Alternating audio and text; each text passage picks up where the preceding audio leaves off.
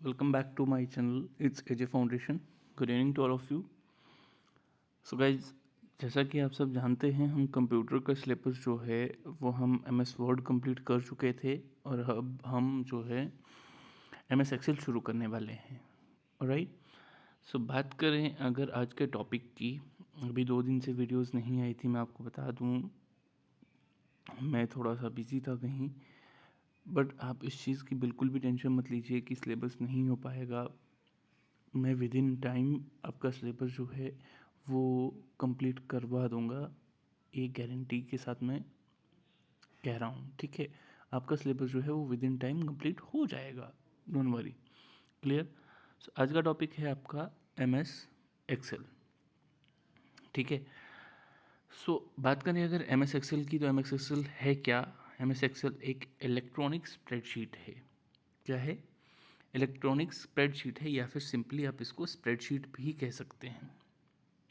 ठीक है. Again, MS Excel की अगर हम बात करें तो MS एक्सेल एक ऐसा टूल है जिसमें हम न्यूमेरिकल या फिर स्टैटिस्टिकल कैलकुलेशंस को परफॉर्म कर सकते हैं, डेटा को एनालाइज कर सकते हैं, इवेलुएट कर सकते हैं, और जो भी इंफॉर्मेशन है उसको इंटीग्रेट भी कर सकते हैं अलग अलग प्रोग्राम से. क्लियर. ओके. नेक्स्ट अगर हम बात करें, MS एक्सेल के अंदर आप लोग चार्ट्स क्रिएट कर सकते हैं बहुत इजीली, रिपोर्ट्स प्रिपेयर कर सकते हैं, और प्रेजेंटेशन जो हैं वो भी आप क्रिएट कर सकते हैं. क्लियर. ठीक है. अब अगर हम बात करें MS एक्सेल की, तो इसको यूज़ किया जाता है, क्योंकि MS एक्सेल का यूज़ किस लिए किया जाता है? MS एक्सेल का यूज़ जो है वो इसलिए किया जाता है क्योंकि इसमें जो भी आप न्यूमेरिक कैलकुलेशंस परफॉर्म करते हैं उनको आप स्टोर भी कर सकते हैं बहुत इजीली, डेटा को एनालाइज भी कर सकते हैं पीरियोडिकली. ठीक है. आपको कोई भी फाइनेंशियल स्टेटमेंट या फिर टैक्स वर्कशीट प्रिपेयर करनी है, ठीक है, तो उसके लिए भी आप किसका यूज़ कर सकते हैं? MS एक्सेल का. ऑल इन ऑल मैंने अभी बताया ऊपर कि MS एक्सेल का हम यूज़ कर सकते हैं न्यूमेरिक या फिर स्टैटिस्टिकल कैलकुलेशंस को परफॉर्म करने के लिए, डेटा को एनालाइज करने के लिए, इवेलुएट करने के लिए. ठीक है. और जो भी इंफॉर्मेशन है उसको इंटीग्रेट करने के लिए अलग अलग प्रोग्राम से, उसके लिए हम किसका यूज़ करते हैं? MS एक्सेल का. चार्ट्स हो गए, ग्राफ्स हो गए, ठीक है, रिपोर्ट्स होगी, प्रेजेंटेशंस होगी, उनको प्रिपेयर करने के लिए भी हम MS एक्सेल का ही यूज़ करते हैं. राइट. अब बात करी जाए MS एक्सेल की, माइक्रोसॉफ्ट एक्सेल की, तो माइक्रोसॉफ्ट एक्सेल एक यूटिलिटी सॉफ्टवेयर पैकेज है. ठीक है. मैंने आपसे यूटिलिटी सॉफ्टवेयर बहुत अच्छे से, हमने लास्ट जब हमने सॉफ्टवेयर टॉपिक शुरू करा था उसमें हमने यूटिलिटीज़ के बारे में पढ़ा था, और मैंने वहाँ पे भी बताया था कि MS एक्सेल जो है वो एक यूटिलिटी सॉफ्टवेयर है, और मैंने आपको यूटिलिटी सॉफ्टवेयर के बारे में तो अच्छे से बताया है. क्लियर. अब अगर बात करी जाए MS एक्सेल की, तो ये एक कमर्शियल स्प्रेडशीट भी आप इसको बोल सकते हैं. कमर्शियल स्प्रेडशीट एप्लीकेशन है जिसको किसने लिखा था या किसने डिस्ट्रीब्यूट करा था? माइक्रोसॉफ्ट ने. ठीक है. किसने लिखा था? माइक्रोसॉफ्ट ने. और किसने डिस्ट्रीब्यूट करा था? माइक्रोसॉफ्ट ने ही डिस्ट्रीब्यूट भी करा था और लिखा भी था. ठीक है. किसके लिए? MS विंडोज़ और मैक ऑपरेटिंग सिस्टम्स के लिए. क्लियर. अब अगर बात करी जाए MS एक्सेल की, तो जैसे हम बात कर रहे थे वर्ड में हमने क्या देखा था कि वर्ड में जब आप MS वर्ड का इंटरफेस ओपन करते हैं, इंटरफेस में सबसे ऊपर जो आपका टाइटल बॉक्स रहता है, तो बाय डिफ़ॉल्ट वहाँ पे जो नेम आता था वो आता था Document 1.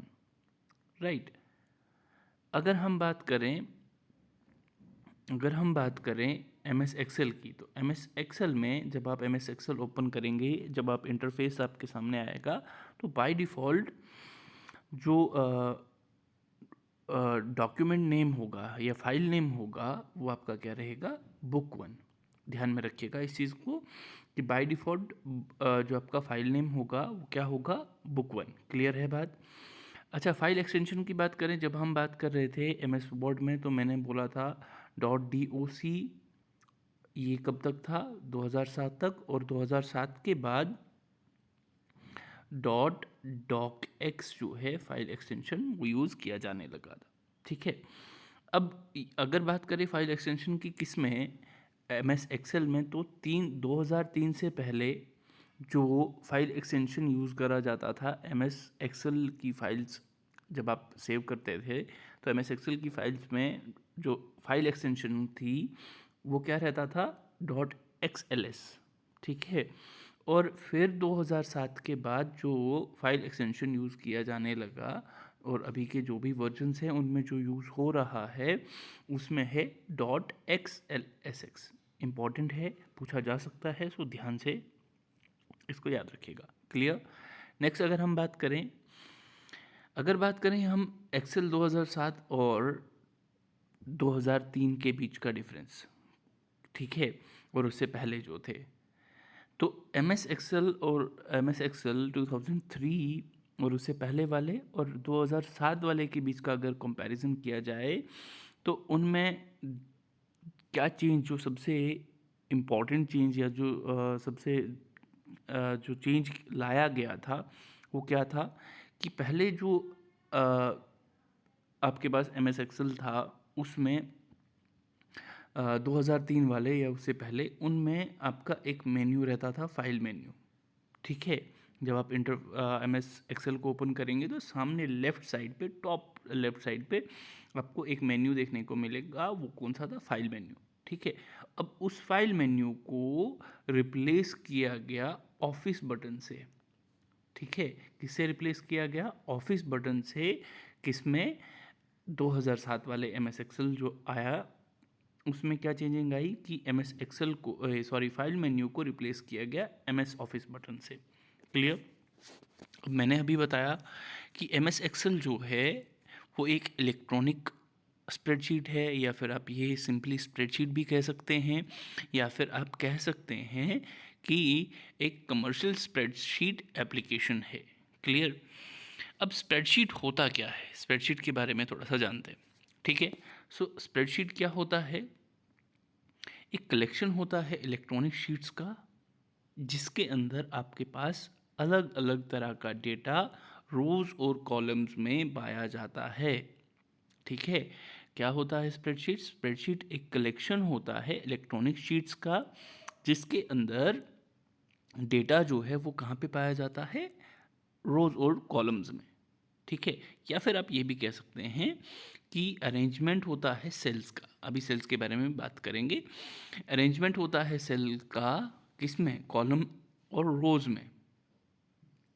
अरेंजमेंट होता है सेल्स का कॉलम और रोज में, जिसको यूज़ किया जाता है किस लिए? सॉरी, यहाँ पे एक चीज़ मिस्टेक है। ठीक है, ये डेटा है। ठीक है, सो डेटा को अरेंज किया जाता है रोज में या फिर कॉलम्स में। ठीक है, और उस डेटा का यूज़ किया जाता है ऑर्गेनाइज करने के लिए, या फिर एनालाइज करने के लिए, कैलकुलेट करने के लिए, या रिपोर्ट इन्फॉर्मेशन के लिए। ठीक है, तो जो डेटा को जब आप अरेंज करते हैं रोज़ और कॉलम्स में, और फिर उस डेटा को यूज़ करते हैं किस लिए? ऑर्गेनाइज करने के लिए, एनालाइज करने के लिए, कैलकुलेट करने के लिए, या फिर रिपोर्ट इन्फॉर्मेशन के लिए। ठीक है, उसको क्या बोला जाता है? स्प्रेडशीट बोला जाता है। क्लियर?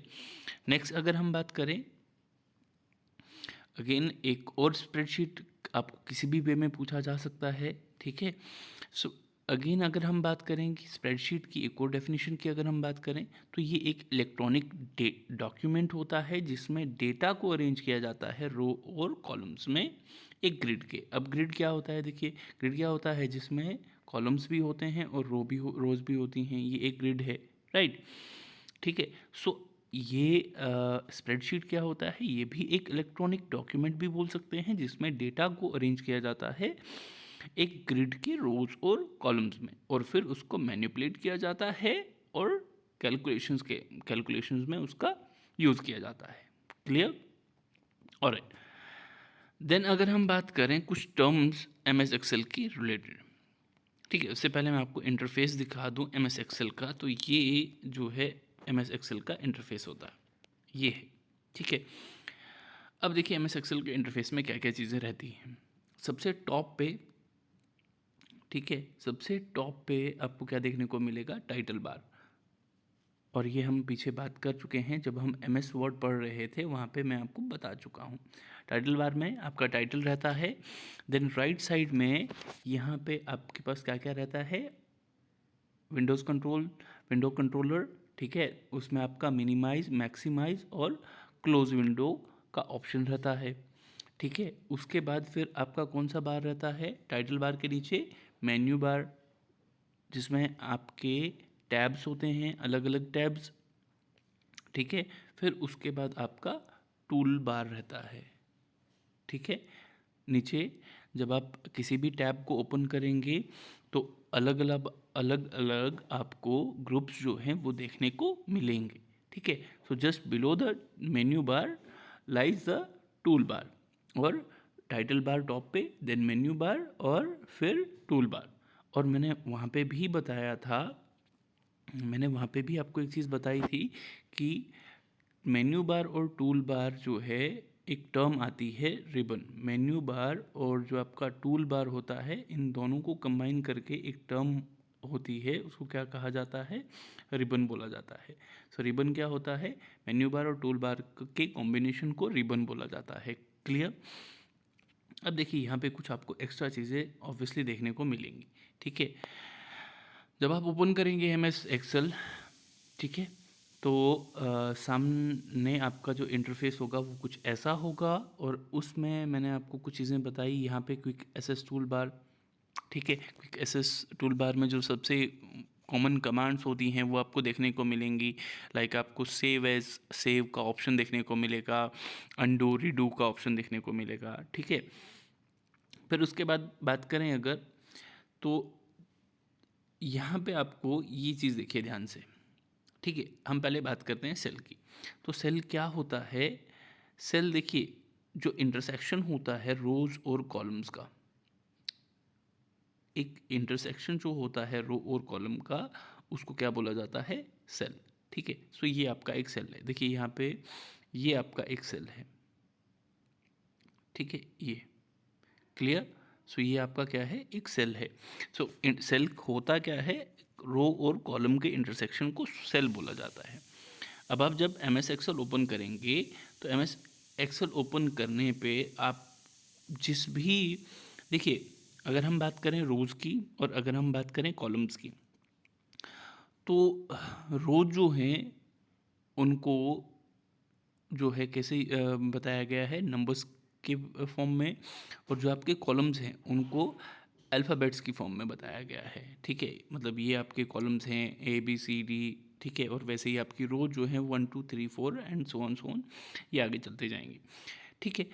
अब इसमें देखिए आपके पास यहाँ पे आप जिस भी सेल में लाई कर रहे होंगे, ठीक है, उसका सेल एड्रेस जो है वो आपको यहाँ पे दिखेगा, ठीक है। मतलब आप अभी अगर मान लीजिए डी कॉलम में हैं और 10th रो में हैं, तो आपके नेम बॉक्स में क्या नेम अपीयर होगा, क्या एड्रेस दिखेगा वहाँ पे, D10, ठीक है। वैसे यहाँ पे फॉर्मूला बार है, ठीक है, इसको फॉर्मूला बार बोला जाता है। ये वाला पोर्शन जो है इसको फॉर्मूला बार बोला जाता है। कोई भी कैलकुलेशन या कोई भी फॉर्मूला जब आप यूज़ करेंगे तो वो आपका यहाँ पे अपीयर होना शुरू हो जाएगा। क्लियर। देन अगर हम बात करें वर्टिकल स्क्रॉल बार, मैं आपको बता चुका हूँ, हॉरिजॉन्टल स्क्रॉल बार बता चुका हूँ, जूम के बारे में बता चुका हूँ, ठीक है। अब यहाँ पे ये चीज़ देखिए, जो भी आपने डॉक्यूमेंट प्रिपेयर करा एम एस एक्सेल में, अगर आपको उसको नॉर्मली व्यू करना है तो वो आप यहाँ से कर सकते हैं इस ऑप्शन का यूज़ करके। पेज लेआउट व्यू देखना है तो वो भी आप देख सकते हैं। पेज ब्रेक व्यू देख करना है तो वो भी आप यहाँ से कर सकते हैं, ठीक है। फिर उसके बाद अगर हम बात करें यहाँ पे, जनरली जब आप एम एस एक्सेल ओपन करेंगे तो एम एस एक्सेल ओपन करने पे यहाँ पे आपको 3 शीट्स देखने को मिलेंगी, शीट 1, शीट 2, शीट 3, और उनको आप और भी ऐड ऑन कर सकते हैं एज़ पर यूज़। अगर आपको ज़रूरत है तो आप उसको ऐड ऑन कर सकते हैं, ठीक है। अब यहाँ पे आप वर्कशीट बटन को इंसर्ट, यहाँ पे ये वाला जो आपको यहाँ पे ऑप्शन दिख रहा है, ये वाला जो आइकन दिख रहा है, इस आइकन का यूज़ करके आप क्या कर सकते हैं, एक अलग से शीट जो है, वर्कशीट जो है वो आप यहाँ पे इंसर्ट कर सकते हैं। क्लियर? ओके, सो ये था कुछ बेसिक इसके बारे में। अब हम अगर बात करें कुछ टर्म्स की, एमएस एक्सेल की कुछ टर्म्स की, तो ध्यान से देखिएगा।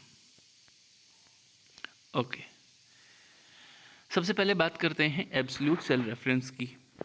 तो एब्सोल्यूट सेल रेफरेंस क्या होता है? एब्सोल्यूट सेल रेफरेंस एक ऐसा सेल रेफरेंस होता है जो चेंज नहीं होता जब आप उसको कॉपी करते हो।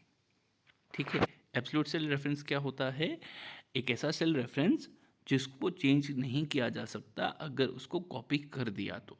अब देखिए, इसको एक कोई भी सेल रेफरेंस है उसको एब्सोल्यूट कैसे बना सकते हैं? अगर आपको किसी भी सेल को, मान लीजिए आप अभी जो है सेल, कौन से सेल में है? D10 सेल में है, आपको इसको एब्सोल्यूट बनाना है। तो एब्सोल्यूट बनाने के लिए आपको क्या करना पड़ेगा? ये साइन डॉलर का इसका यूज़ करना पड़ेगा बिफोर द रो, ने रो के पीछे भी और कॉलम के पीछे भी। ठीक है, तो आपका जो सेल रेफरेंस है अभी, वो आपका कैसा हो जाएगा? एब्सोल्यूट हो जाएगा। ठीक है, आपको क्या करना पड़ेगा? एक किसी भी सेल रेफरेंस को अगर आपको एब्सोल्यूट बनाना है तो उसके लिए आपको उसके पीछे, रेफरेंस से पहले आपको इस साइन का यूज़ करना पड़ेगा, डॉलर साइन का यूज़ करना पड़ेगा। क्लियर? देन अगर हम बात करें सेल क्या होता है, ठीक है, तो अभी मैंने बताया कि इंटरसेक्शन होता है रो और कॉलम का। ठीक है, या फिर हम ये भी कह सकते हैं कि जब एक रेक्टेंगुलर एरिया फॉर्म होता है, जब एक कॉलम और एक रो इंटरसेक्ट करती है, तो जो रेक्टेंगुलर एरिया फॉर्म होता है उसको क्या बोला जाता है? सेल बोला जाता है। क्लियर? देन बात करें सेल रेफरेंस की। ठीक है, सो सेल रेफरेंस क्या होता है? ये सेल का नेम होता है। ये सेल रेफरेंस क्या होता है? ये सेल का नेम होता है जो कैसे बनता है? जब आप कॉलम लेटर को कंबाइन करते हैं रो नंबर के साथ। रो को नंबर्स, जो भी रोज़ हैं आपकी एमएस एक्सेल में, जो भी रोज़ होती हैं उनको नंबर्स में रिप्रेजेंट किया जाता है और कॉलम्स को अल्फ़ाबेट्स की फॉर्म में रिप्रेजेंट किया जाता है। सो सेल रेफरेंस क्या हुआ? जो मान लीजिए अभी आप बी इसमें है, बी कॉलम में है और सेकंड रो में है, तो सेल रेफरेंस क्या दिखाएगा? B2। ठीक है, सो कहने का मतलब सेल रेफरेंस क्या होता है? जब सेल का नेम फॉर्म होता है, कैसे? कॉलम लेटर और रो नंबर को कंबाइन करके जब सेल का नेम फॉर्म होता है उसको क्या बोला जाता है? Cell reference. फॉर एग्जांपल, अगर हम बात करें कि अगर हम कॉलम सी में है और रो थर्ड में है, ठीक है, तो उसका नेम क्या हो जाएगा? उसका नेम हो जाएगा C3। ठीक है, नेक्स्ट अगर हम बात करें एंकर सेल की। ठीक है, तो एंकर सेल क्या होता है? देखिए, कॉलम्स, सॉरी, एमएस एक्सेल में जब आप ओपन करते हैं एमएस एक्सेल को, तो ये आपकी वर्कशीट होती है। तो वर्कशीट में number of rows, number of columns जो हैं आपको देखने को मिलते हैं। ठीक है, अब जो भी सेल रेंज में, आप एक रेंज सेलेक्ट कर रहे हैं, मान लीजिए हमने ये सिलेक्ट करी, ये वाली रेंज जो है वो हमने सिलेक्ट करी। सो रेंज में जो आपका सबसे पहला सेल जो हाईलाइटेड होगा, रेंज के अंदर जो आपका फर्स्ट सेल जो हाईलाइटेड होगा उसको बोला जाता है एंकर सेल। अभी हम बात कर रहे हैं रेंज की, ध्यान से सुनिएगा बात। ये आपका वर्कशीट में ये आपकी रोज़ और ये आपकी कॉलम्स। मान लीजिए आपने ये रेंज सेलेक्ट करी है, ठीक है। अब रेंज में जो फर्स्ट सेल जो भी आपका हाईलाइटेड होगा उसको बोला जाता है एंकर सेल। ठीक है, जब हम क्या करते हैं, सॉरी, जब हम क्या करते हैं, एक सेल्स की, बहुत सारे सेल्स को सिलेक्ट करते हैं, मतलब एक रेंज फॉर्म करते हैं। ठीक है, तो क्या होगा कि वो आपकी जो रेंज होगी वो किस कलर में होगी? वो आपको किस कलर में देखने को मिलेगी? ब्लैक कलर में। इस कलर में, ब्लैक कलर में आपको, मान लीजिए आपने ये रेंज जो है वो सिलेक्ट करी है, तो वो आपको किस कलर में हो, आपको देखने को मिलेगी? ब्लैक कलर में। पूरी की पूरी रेंज जो है वो आपको किस कलर में देखने को मिलेगी? ब्लैक कलर में। लेकिन जो आपका एंकर सेल होगा वो कैसा होगा? वाइट कलर में। वो कैसे हाईलाइटेड होगा? वाइट कलर में। क्लियर है? ओके, ये हम बात कर रहे थे रेंज की। अगर हम बात करें किसी भी एक सेल को अगर मैं सिलेक्ट करता हूँ, किसी भी सेल को अगर मैं शीट में सिलेक्ट करता हूँ, मान लीजिए वो D10 है, C14 है, ठीक है, किसी भी सेल को जब हम वर्कशीट के अंदर सिलेक्ट करते हैं तो वो आपका एंकर सेल कहलाता है। क्लियर। नेक्स्ट अगर हम बात करें एक्टिव सेल की, तो एक्टिव सेल क्या होता है? एक्टिव सेल होता है एक ऐसा सेल वर्कशीट का जिसको आप करंटली यूज़ कर रहे हो डेटा एंट्री के लिए। ठीक है, एक वर्कशीट के अंदर ये रोज़ और ये कॉलम्स, मान लीजिए आपने ये वाला सेल सेलेक्ट करा, ठीक है, डेटा एंटर करने के लिए। सो ये आपका कौन सा हो गया? एक्टिव सेल हो गया। अभी आपने ये सिलेक्ट किया, ठीक है, अभी ये आपका क्या हो गया? एक्टिव सेल हो गया। सो कहने का मतलब ये कि कोई भी सेल स्प्रेडशीट का जिसको आप करंटली यूज़ कर रहे हो या जिसको आपने करंटली सिलेक्ट किया है डेटा को एंटर करने के लिए, उसको एक्टिव सेल बोला जाता है। नेक्स्ट अगर हम बात करें रेंज की, ठीक है, रेंज क्या होता है? अभी मैंने आपको बताया कि मान लीजिए ये आपका वर्कशीट है, वर्कशीट के अंदर कॉलम्स हैं, रोज हैं, और आपने क्या किया है, आपने इस पूरे कॉलम को सिलेक्ट किया है, ये वाला कॉलम आपने सिलेक्ट किया है, ठीक है, तो इसमें ये वाली रो के भी ऑब्वियसली ये कॉलम है, ये आपने कॉलम सिलेक्ट करा है, ठीक है। सो रेंज क्या होता है? सेल्स का एक ग्रुप वर्कशीट के अंदर या स्प्रेडशीट के अंदर जिसको आपने सिलेक्ट किया है उसको रेंज बोला जाता है। क्या होता है रेंज? स्प्रेडशीट के अंदर जो भी एक ग्रुप सेल्स का आपने सिलेक्ट किया है उसको रेंज बोला जाता है।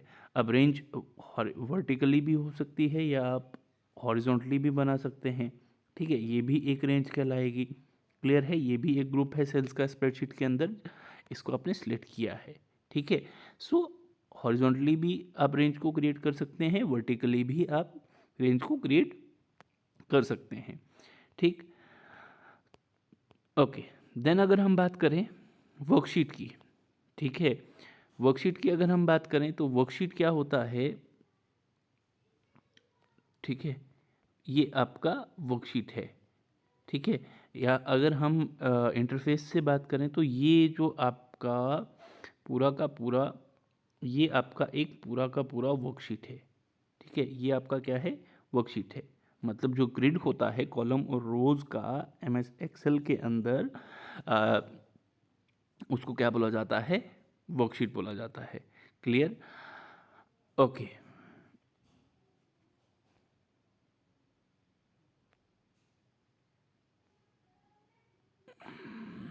ओके, ठीक है गाइज। सो वर्कशीट क्या होता है? कॉलम और रोज का ग्रिड जिसमें इंफॉर्मेशन को इनपुट या जिसमें इंफॉर्मेशन को डाला जाता है, डेटा को एंटर करा जाता है, उसको बोला जाता है वर्कशीट। या इस सिंपल वर्ड्स में अगर हम कहें तो वर्कशीट क्या होता है? कॉलम और रोज का ग्रिड जिसमें डेटा को एंटर करा जाता है, ठीक है।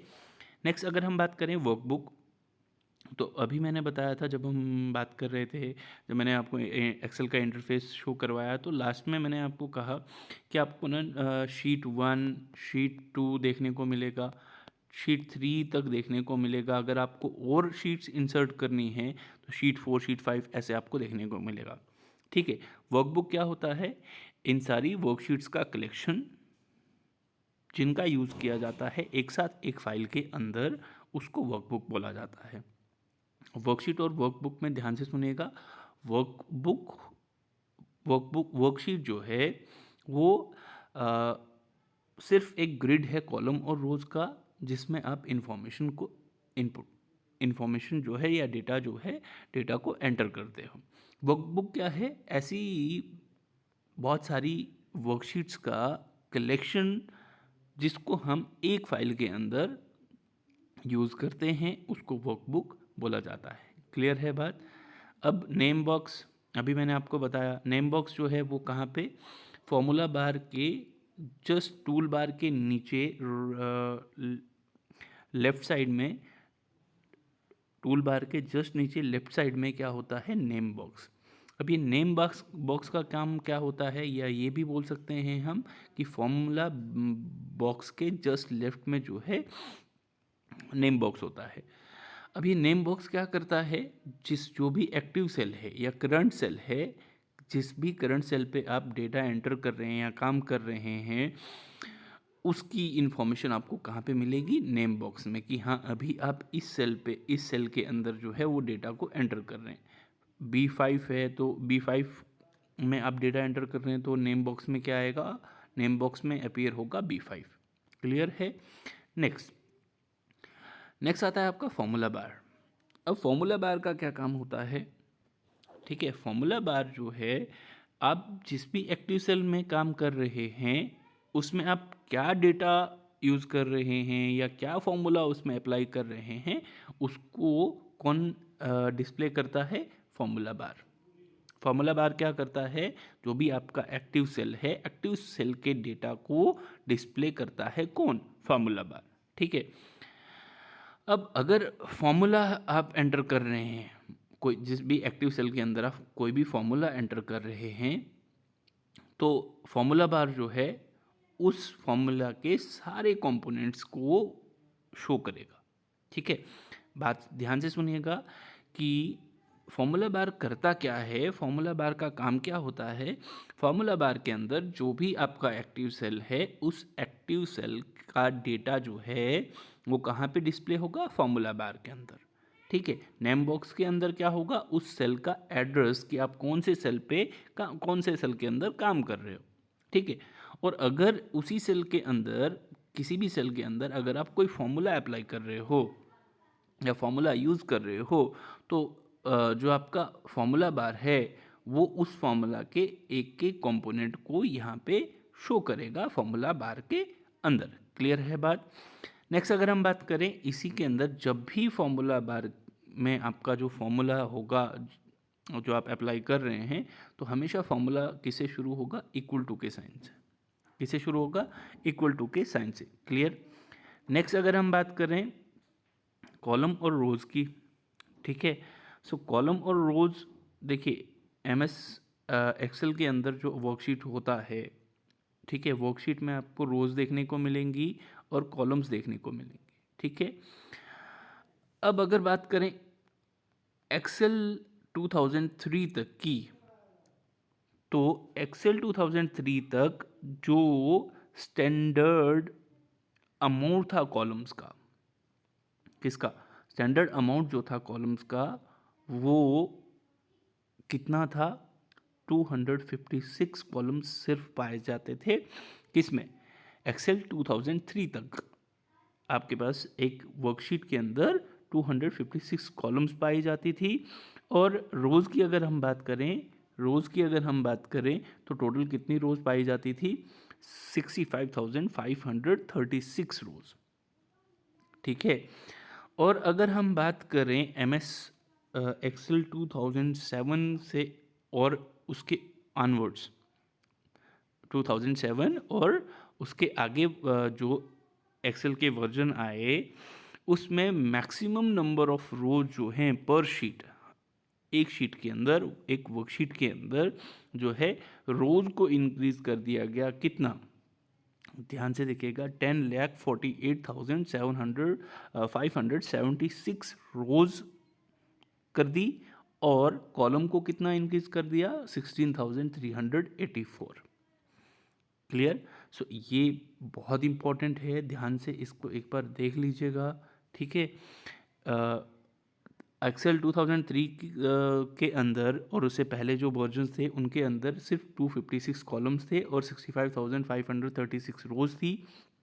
लेकिन 2007 से ऑनवर्ड्स, ठीक है, 2007 से ऑनवर्ड्स जो नंबर ऑफ रोज पर शीट जो है उनको इंक्रीज करके कितना इंक्रीज कर दिया गया, कितना बढ़ा दिया गया, 10,48,576 रोज कर दी गई।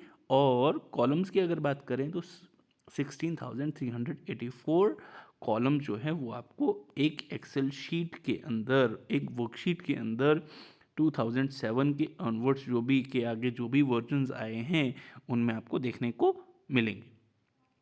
सो आज का लेक्चर जो है यहीं पे ख़त्म करते हैं, अदरवाइज़ लेक्चर जो है वो बहुत लंबा हो जाएगा, ठीक है। सो आई होप अभी तक जो भी चीज़ें हमने एम एस एक्सेल में कवर करी वो आपको बहुत अच्छे से समझ आ गई होंगी। सो जो भी अगर आपके डाउट्स हैं या अगर आपको कोई भी चीज़ समझ नहीं आती है, कोई भी आपकी क्वेरी होती है, तो प्लीज़ कमेंट सेक्शन में आके ज़रूर बताइए, उसका हम एक डाउट सेशन ज़रूर रखेंगे। बट ऐसा कुछ नहीं था, अभी तक का जो लेक्चर था बहुत इजी था और सबको बहुत अच्छे से क्लियर हो भी जाएगा।